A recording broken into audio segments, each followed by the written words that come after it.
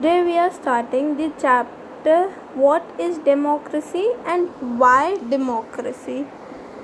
So अब civic section का this is our first chapter. ये काफ़ी chapters delete कर दिए गए हैं from the CBSE syllabus of this year. So now इसमें हम पढ़ेंगे कि democracy क्या है, उसके क्या features हैं और democracy ही क्यों. Now what is democracy? You have already read about different forms of government. On the basis of your understanding of democracy so far, mentioning a few examples, write down some common features of democratic governments, non-democratic governments, if you can think of. अगर तुम्हें लगता है कि तुम जानते हो किसी non-democratic या democratic country के examples, तो you can just have a thought. You don't need to write it anywhere. Now I am skipping this activity which you are free to do. इसमें बेसिकली क्या है कि एक लड़की पूछती है क्वेश्चंस अपने टीचर्स से and ends up in a group discussion. I am coming to this a simple definition. Let us get back to our discussion on similarities and differences among governments that are called democracies. अब basically what is the definition of democracy? Democracy is a form of government in which the rulers are elected by the people. सबसे बड़ी definition, सबसे simple definition कि एक democracy एक ऐसी form of government है जो people जो होते हैं वो elect करते हैं अपना head. Government वो elect करते हैं. Now this is a useful starting point. This definition allows us to separate democracy from forms of government that are clearly not democratic. अब ये एक definition है जो हमें help करती है democratic और non-democratic types of government में distinguish करने में. The army rulers of Myanmar were not elected by the people. Those who happened to be in the control of the army became the rulers of the country. People had no say in this decision. अब ये एक है example of non-democratic. Now dictators like Pinochet in Chile are not elected by the people. Similarly, this also applies to monarchies. अब जो monarchy system है Saudi Arabia में, वहाँ पे किंग्स रूल करते हैं इसलिए नहीं कि पीपल ने उनको इलेक्ट करा है, बल्कि इसलिए कि वो रॉयल फैमिली के हैं. Now this simple definition is not adequate. It reminds us that democracy is people's rule. अब क्या ये डेफिनेशन एप्ट है या इट इज़ एप्ट, बट हमें ये नहीं, इससे कंफ्यूज नहीं होना चाहिए कि जहाँ इलेक्शंस होते हैं वो एक डेमोक्रेटिक कंट्री. ऐसा ज़रूरी नहीं है. कहीं पे इलेक्शंस होते हैं पर वो जो फॉर्म ऑफ गवर्नमेंट, जो हेड ऑफ गवर्नमेंट है उसको वो नहीं इलेक्ट करते हैं. But if we use this definition in an unthinking manner, we would end up calling almost every government that holds an election is a democracy. अब अगर हम ध्यान से नहीं सोचें तो हम इस स्टेटमेंट का ये मतलब ना निकालें कि जहाँ जहाँ इलेक्शन होते हैं वहाँ वो एक डेमोक्रेटिक कंट्री. ऐसा नहीं है. As we shall find out in chapter 3, every government in contemporary world wants to be called a democracy.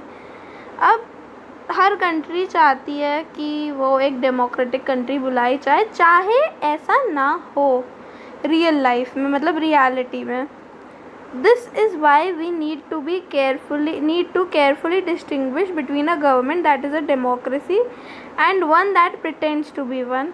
अब हमें डिस्टिंग्विश करना बहुत ज़रूरी है, बहुत केयरफुली करना है कि एक गवर्नमेंट जो एक्चुअल में डेमोक्रेटिक है और एक गवर्नमेंट जो प्रिटेंड कर रही है कि वो डेमोक्रेटिक है.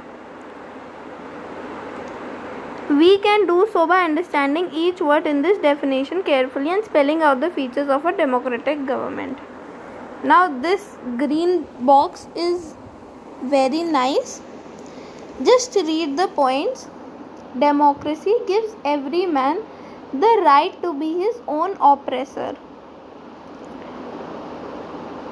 Democracy consists of choosing your dictators after they have told you what to think it is you want to hear.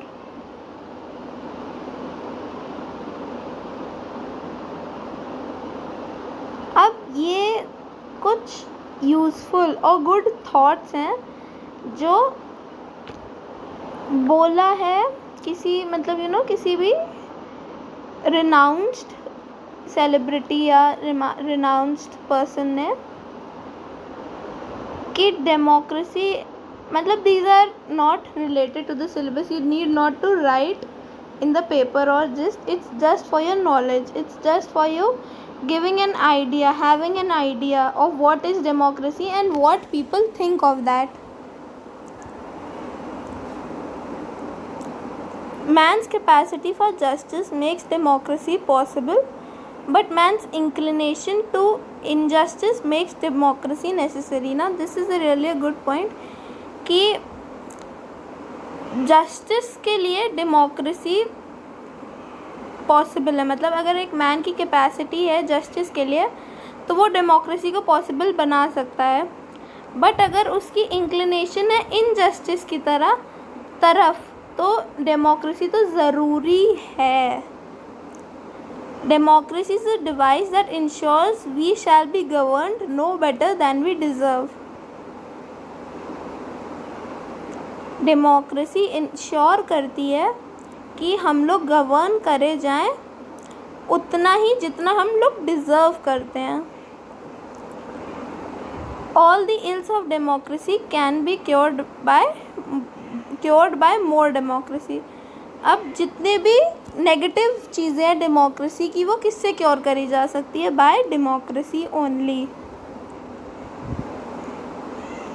Now coming to features of democracy, we have started with a simple definition. Democracy is a form of government in which the rulers are elected by the people.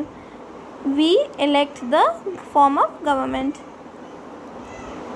Now अब क्या ये कुछ questions raise करता है क्योंकि this is one simple sentence जिसमें हम democracy को define कर रहे हैं. तो here are a list of questions. Who are the rulers in this definition?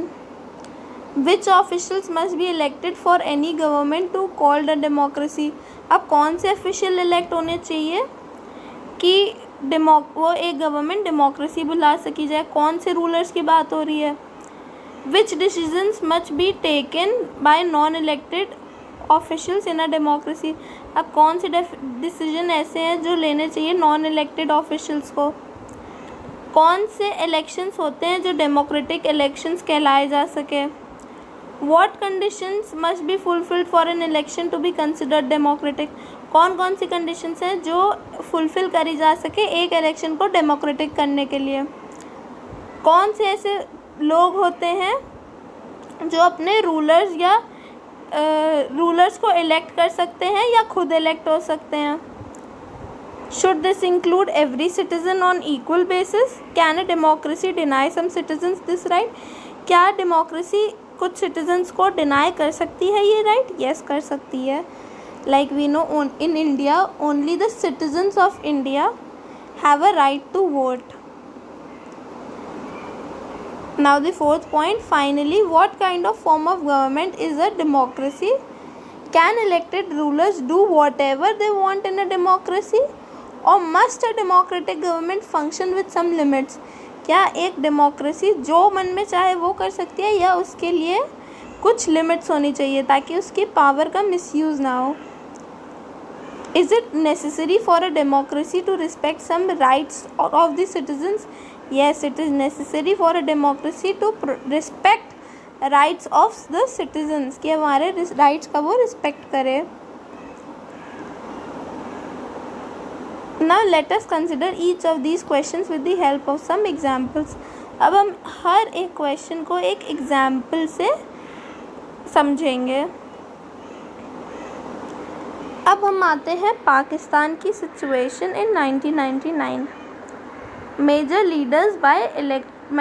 Decisions by elected leaders. अब पाकिस्तान में general Pervez Musharraf led a military coup in October 1999. उसने ओवरथ्रो कर दिया जो एक डेमोक्रेटिकली इलेक्टेड गवर्नमेंट को और अपने आप को डिक्लेयर कर दिया chief executive of the whole country. Later उसने अपनी चीफ एग्जीक्यूटिव वाली पोजीशन को नेम दे दिया प्रेसिडेंट का और in 2002 held a referendum in the country that granted him a 5-year extension. अब उसने अपने आप को डेजिग्नेशन दे दिया प्रेसिडेंट का और एक रेफरेंडम दे दिया इन द कंट्री कि उसकी 5 साल की और एक्सटेंशन कर दी जाए. Pakistani media, human rights organisations and democracy activist said that the referendum was based on malpractices and fraud. malpractices का मतलब होता है गलत काम और या fraud. In August 2002, he issued a legal framework order that amended the Constitution of Pakistan. अब उसने इशू करा लीगल फ्रेमवर्क ऑर्डर और अमेंड करा कॉन्स्टिट्यूशन ऑफ पाकिस्तान में. इस ऑर्डर में था कि प्रेसिडेंट डिसमिस कर सकता है नेशनल और प्रोविंशियल असेंबलीज को. The work of the civilian cabinet is supervised by national security council which is dominated by military officers. अब जो सिविलियन कैबिनेट था वो कौन सुपरवाइज करता था? एक नेशनल सिक्योरिटी काउंसिल. और नेशनल सिक्योरिटी काउंसिल में मिलिट्री ऑफिसर्स थे, उन्हीं की ही चलती थी. After passing this law elections were held to the national and provincial assemblies. अब इस लॉ को पास करने के बाद इलेक्शंस जो हुए वो मतलब जो वहाँ पाकिस्तानी लोग थे वो किसको इलेक्ट करेंगे? नेशनल और प्रोविंशियल असेंबलीज को. पर इन्हीं असेंबलीज को कौन डिसॉल्व कर सकता था, कौन डिसमिस कर सकता था? वो था प्रेसिडेंट. तो मतलब देयर वाज नो गवर्नमेंट का जो हेड था वो पाकिस्तानी लोगों से कनेक्टेड नहीं था. लाइक अगर जो इलेक्ट कर रहे हैं, जो पीपल इलेक्ट कर रहे हैं प्रोविंशियल और नेशनल असेंबलीज को, वो यही असेंबलीज कौन डिसमिस कर सकता था? प्रेसिडेंट. तो कंट्रोल किसके पास था? पीपल के पास कि प्रेसिडेंट के पास? ऑब्वियसली प्रेसिडेंट के पास. So Pakistan has had elections, elected representatives have some powers but the final power rested with the military officers and the general Musharraf himself. अब वहाँ पे इलेक्शंस भी होते हैं, वहाँ पे लोग रिप्रेजेंटेटिव्स भी इलेक्ट करते हैं, पर क्या वो रिप्रेजेंटेटिव्स पावरफुल हैं? उनके पास थोड़ी लिमिटेड पावर्स हैं. बट जो फाइनल पावर्स हैं वो किसके पास है? मिलिट्री ऑफिसर्स और general Musharraf himself. Clearly, there are many reasons why Pakistan under General Musharraf should not be called a democracy.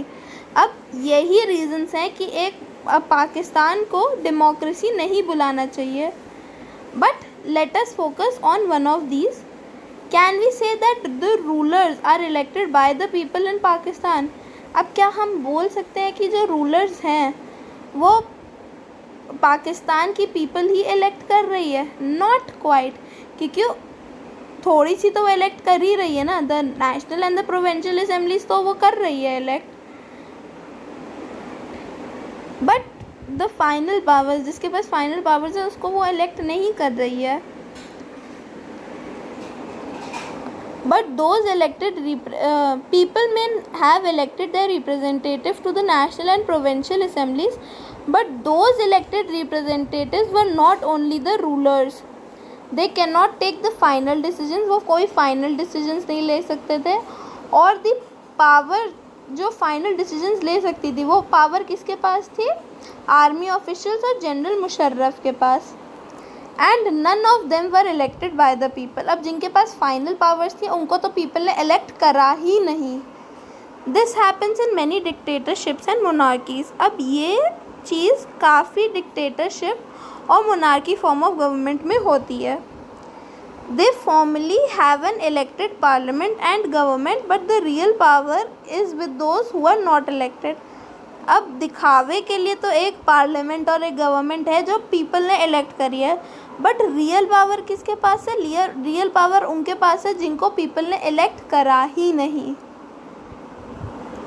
In few countries the real power was with some external powers and not with locally elected representatives. This cannot be called people's rule. कई countries में ऐसा है कि जो real power है वो external powers मतलब किसी और कंट्री के पास है, और लोकली इलेक्टेड रिप्रेजेंटेटिव्स के पास नहीं, मतलब जो रिप्रेजेंटेटिव्स जो लोगों ने इलेक्ट करे उनके पास पावर नहीं है।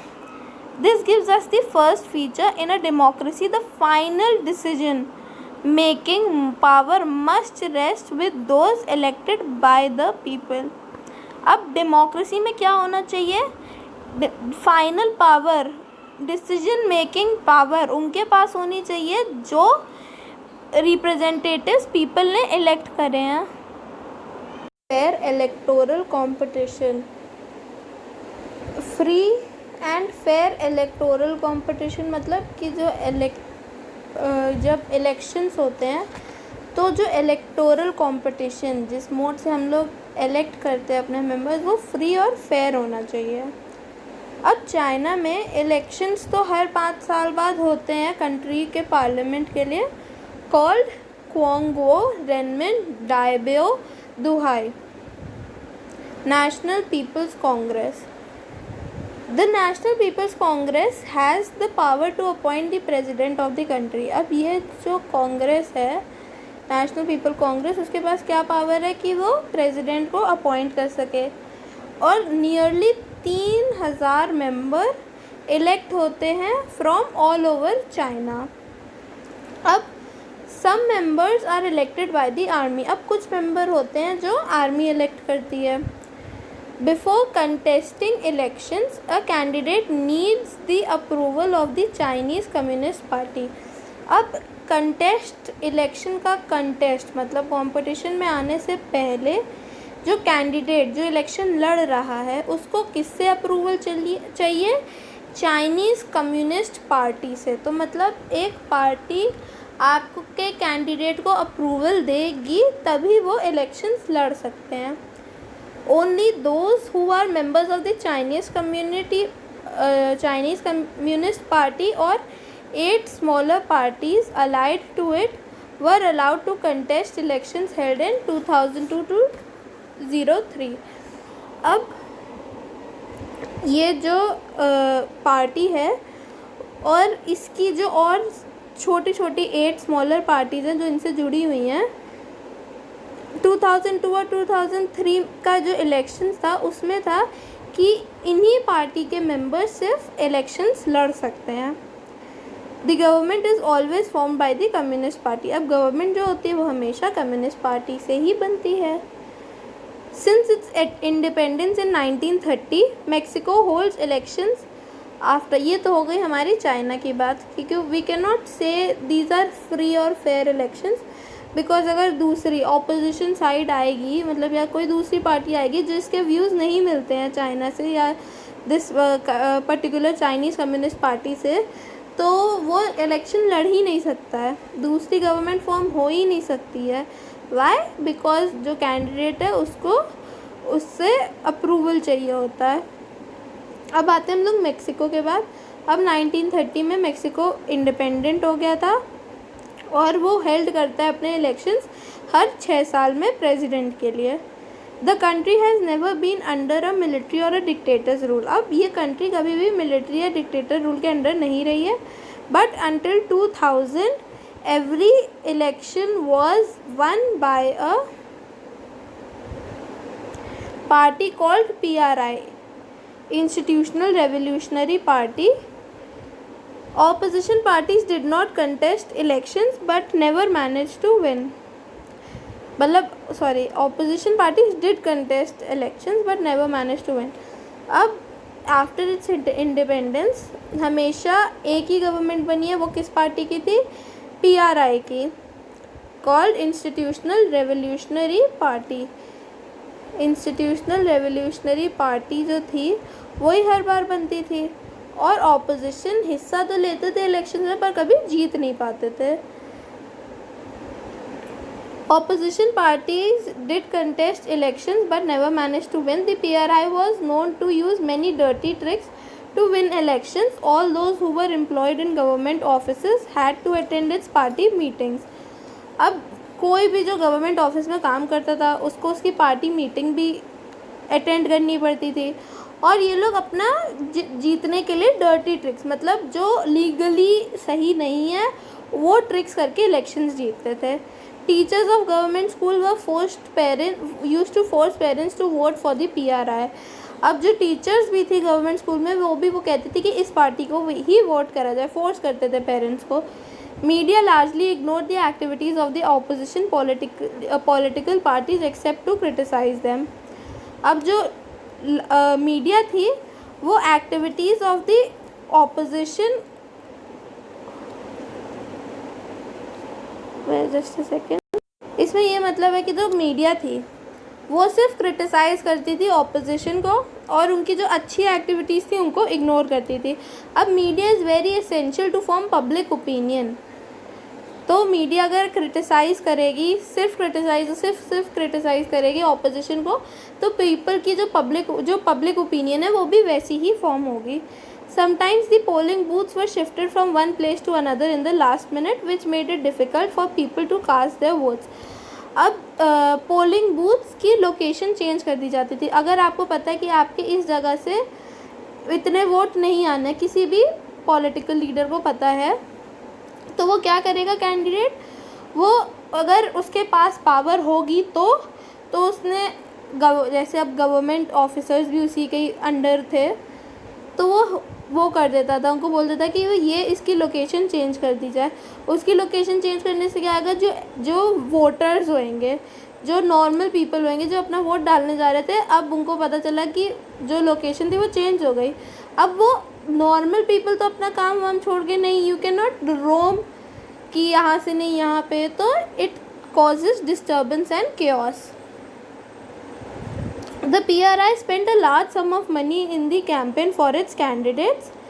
Should we consider the elections described above as examples of people electing their rulers?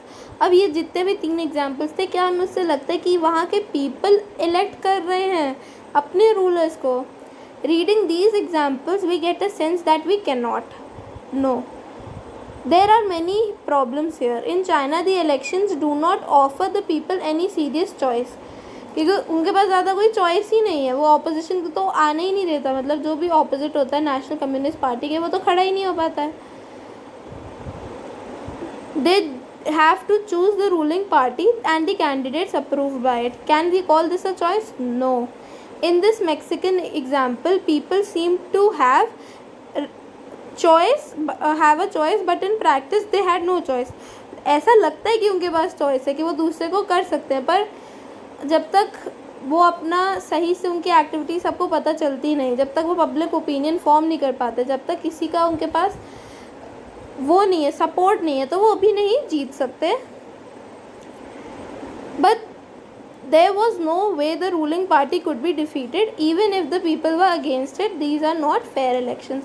अब अगर लोग इसके खिलाफ भी हों तो भी वो हटा नहीं सकते हेड को, सो इसको हम फेयर इलेक्शंस नहीं बोल सकते हैं. Thus we can thus add a second feature to our understanding of democracy. Holding elections of any kind is not sufficient. आप किसी भी तरह का इलेक्शंस हेल्ड करोगे तो उसको फेयर नहीं बोला जा सकता है. The elections must offer a real choice between political alternatives. एक रियल चॉइस मिलनी चाहिए लोगों के लिए, वो किसको चूज़ करें और किसको वोट करें. and it should be possible for people to use this choice to remove the existing rulers. अब people के पास ये भी choice होनी चाहिए कि वो अपने existing rulers को भी हटा सके if they wish so, if उनकी मर्जी है. So a democracy must be based on a free and fair election where those currently in power have a fair chance of losing. एक डेमोक्रेसी एक free और फेयर इलेक्शन हेल्ड करना चाहिए कि अगर कोई पावर में भी है तो उसका फेयर चांस होना चाहिए उतना ही हारने का.